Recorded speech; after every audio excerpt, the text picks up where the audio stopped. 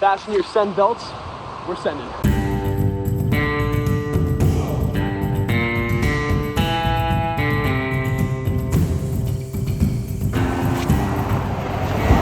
Got to do whatever you got to do to get down to the fishing spot sometimes. This river down here is where I'm fishing today. Wild trout spot. Got to hike it in this way. Oh yeah, I'm following a deer trail now. Ridge cut, little trail. This is the transition that stream is making. I'm coming up to the first real wilderness pool of the day. And you see right there, there's a heron on that tree. A lot of times I find that the other life out here claims my spots before even the other anglers do. That's one of my favorite times, when I'm just out here with the herons. He's doing the same thing that I'm doing. He's so in the moment. There he is, flying away. You see him? Wow. I'm gonna start fishing. This is kind of gonna be the official first cast. This is the reason why I came to this stream. First cast, got him, fish on. There we go. Oh my goodness. It's gonna be like this all day, I'm just saying. High water, transition into fall time, and this rooster tail spinner versus wild browns, like, look at how this fish has been feeding up. That's a chunky wild.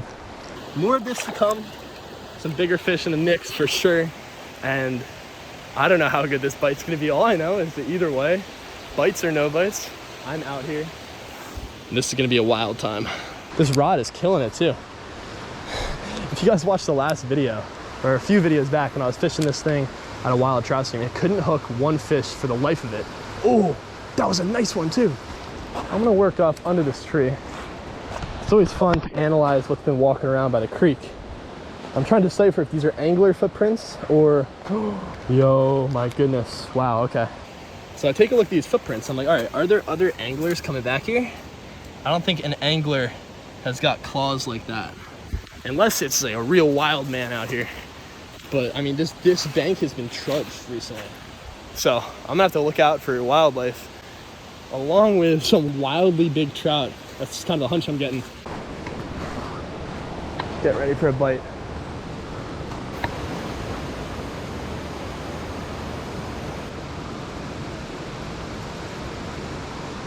Got him, fish on. Another little trout. Kind of never know what you're gonna hook in here. Could be one of 3 species, most likely one of 2, and usually wild browns. For the most part, this little wild trout in this creek. Look at that little guy. Beauty. Right back there, on his way. Back into the creek to continue doing his little wild brown things. But get ready for a biggin. Oh, that was a big wake. Got him, fish on. 2 for 2, 2 for 2. This trout could have maybe eaten that last one. Spinners do it, man. You gotta be throwing spinners sometimes. And this like bug coloration, there's something about it. Like I said, if the fish are feeding on bait fish or little insects, they're gonna crush the spinner. It's time to keep on trekking it upstream. This pool is cool. It's kind of the first one once we get into the real epic fishing up here. You walk up a little mossy hill to find this. And if you were wondering the precise reason why I took you guys back with me to this area, that's why. This is a moment I've been waiting for ever since I pulled out of my driveway and I embarked on an 1.5-hour drive. I'm sure it's also the moment you guys are waiting for. I took my first cast down here and I was just thinking, I think this pool calls for a different lure. I'm gonna take out my little tackle box I brought. Literally one of the tiniest tackle boxes ever. Shout out to Hefty Fishing. The dude makes cool swim baits and also convenient boxes for just throwing a couple lures in it and hiking into the woods. I am gonna tie on the Countdown minnow. Got some deeper water in here, and I think that the fish are gonna want something to get down a little bit deeper in the water. Get out there into the current. Nice. I feel like somebody's gonna bite this.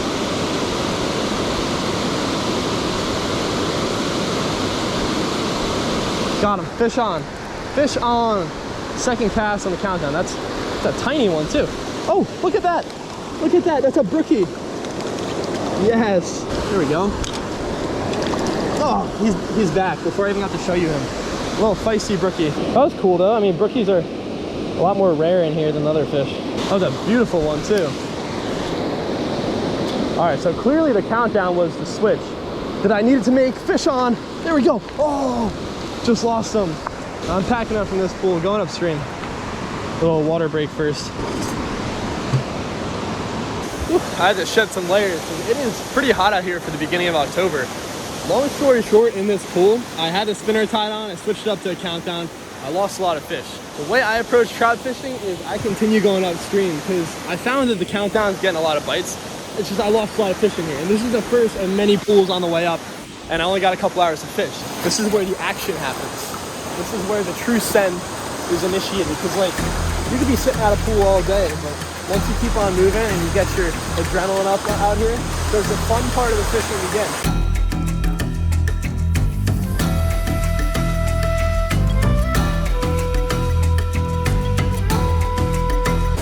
That is a line of death versus being able to grip on these rocks. It's literally straight slip, and then here, that's the algae that'll bring it down that way.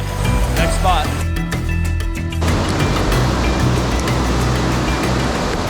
All right, passing out with the countdown. Under the waterfalls, got a big fish, giant, biggest one of the day easily. All right, that's what I'm talking about. There we go. Let the hands down. There he goes, down the waterfall. Oh, bye-bye trout.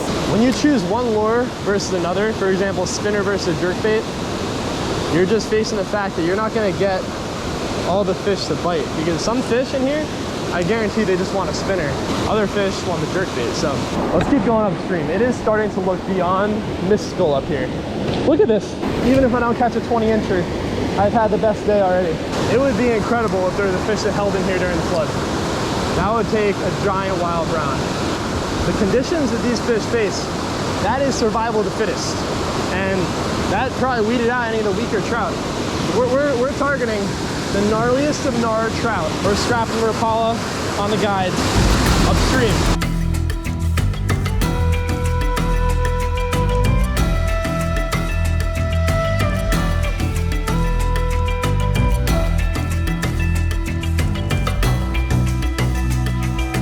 This is the reward. Oh my God, almost slipped. Almost ate it. Oh, and here it is, guys. This might be the pool that does it. I'm looking at this.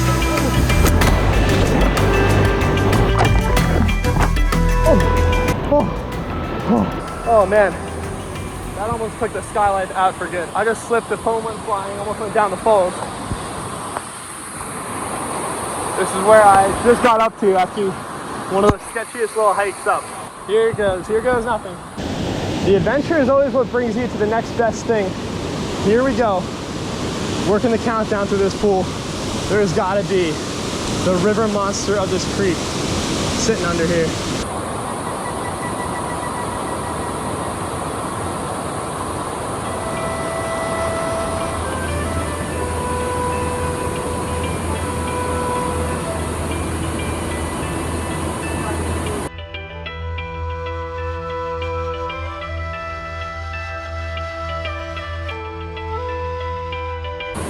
Alrighty, so like I was talking about before with trout fishing, sometimes you gotta switch up lures a lot to figure out what the fish want to bite. The countdown was working.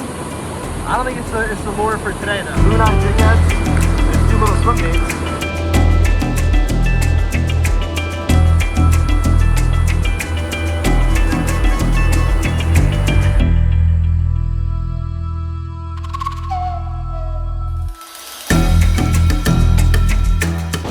Over here on the other side of the pool now.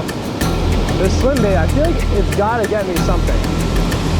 There's no way that I'm gonna walk out of this spot without a fish. If I do, I do. But it just doesn't feel like that's gonna happen.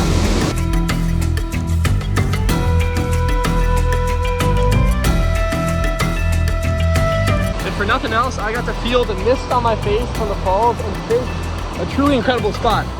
Now it's time to not slip, but better yet, scale up this mountain to get to the next spot on the river. You can't even go upstream. You gotta literally hike it up and then back down because I can't get up past the falls right there. Fasten your send belts, we're sending. The air back here is so fresh. I'm just taking in the scent of this forest. It smells so good. This pool right here, I mean, you can see what the flood did. Look at that. Insane. The water was raging through this gorge. Oh, heck yeah. Cushion for the landing right there. Untouched banks. Only footprint out here. That's how I like it. Me and the bears and the deer. And I found the heron again up there. I just saw him. You know what? Maybe he's been spooking the fish. I'm not making excuses, but now I gotta make it through this jungle gym of logs. Oh yeah, that's what we like. It's just a natural bridge. A bridge created by the creek. I think it's gonna hold up. If it doesn't, that'll be bad. All right, was it worth it to come over here? I would say so. This place is crazy. This place is legitimately crazy. I feel it. Right back in the foam. There's gotta be a fish. Pulled up, got him. No. Oh man, I knew it. I missed him. He was in the foam. Keeping on sending. What's up ahead? You never know until you go. Oh, until you send. The leap of faith. Whew. I made it. It can get real out here really quick. I'm gonna retrace my steps because these logs seem to be kind of all right on these trips. There is just no turning back sometimes. It's like you forget to eat, you forget to drink water, but it's super important. Like my body is just a machine of the send. If I don't tell it no, it'll just keep going. Oh, this current up here, this is looking really good. I gotta go in for it. I don't like the look of this tree though. I could fall at any second. Oh, it's deep. It's deep. Okay, we're making it up to another mecca of fishing up here. But in the process, these runs could have a big one. The trout of the day could come out of anywhere.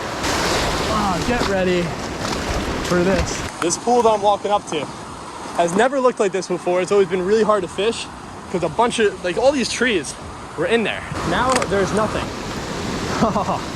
So what does that mean? A lot of fish to be caught, probably. First cast, going out. A couple fish after it. Got him, fish on. There we go, we're back on the board. Probably fish number 5 that I've landed so far on this trip. There are gonna be some trout in here that'll eat this thing.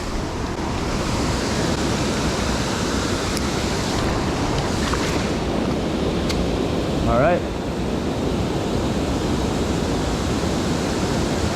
Got him. Ooh, that was big. And he just like completely messed the spinner up. That was the biggest trout of the day.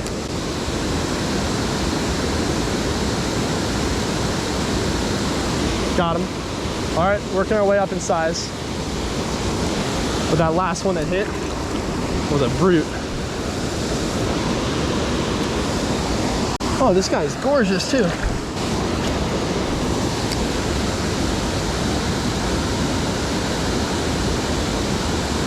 Got him. There we go. That's a little bigger. That's not the one that hit it before though. Literally each fish that I've caught has been just a little bit bigger than the last. Whee. Hello, my friend. Ooh. Come on, fish. Oh, there he goes. Quick release. There are so many fish in here, and they're so willing to bite opposed to other pools. Literally never been able to cast over here, ever, in the history of this pool. There's something nice after it. These fish are just missing it though. That's the only problem. The bigger rooster tail has been tied on. It's time to call one of these fish out. It's enough games with a big trout. I mean, I've seen so many today. I've lost so many, I had so many bites. The fish are just a little uncooperative in some of the most epic areas. All right, well, the moment of the trip that you guys have all been waiting for. Here it goes. The fishing trip. Part 1 of the fishing trip might have just ended. That's leading us directly into part 2. And an epic part, to say the least. What's the end to one adventure is the beginning of the next. And this is why I packed along this collapsible fishing rod. So you're seeing what's happening right now. It's kind of chaotic here, but I'm taking the fly rod out, retiring the ultralight collapsible rod, and that's gonna check me out for part 1 of the send, exploring this waterfall, mystical, Narnia-looking trout spot. Just an indescribable location, and I had to come out here today. I've been kind of stumped on what I'm meant to be doing right now, and like, it's weird because coming out here, it always explains it to me, but sometimes when I'm sitting inside, I'm like, I just get this like sort of anxious feeling within myself, like, am I doing exactly what I'm meant to be doing in the moment? And that's why I packed everything up, I got in the Subaru, and I got out here. Sometimes that's all you need, and the adventure was just such a blessing. Just, I mean, being out here and connecting to the energy of the river and the trees and the entire environment, that's the sort of feeling that grounds myself, gets me super in the moment, and makes me feel like myself. And that's why I put these videos out here, because you can spend your time reading all the books, learning the techniques, but until you're truly stepping foot out here and getting connected to the nature, that's when you find out what's real. And it's not about catching all the fish in the world. I caught a solid amount of fish, yet I lost most of the big ones, which has been happening lately for some weird reason. I think it's just the fish gods telling me that there's so much more to be appreciated out here. So until next time, keep on getting out there, keep on promoting the positivity of fishing, keep on sending it, no matter what, no matter where you are. I will see you guys in the next one. Skye Life Out.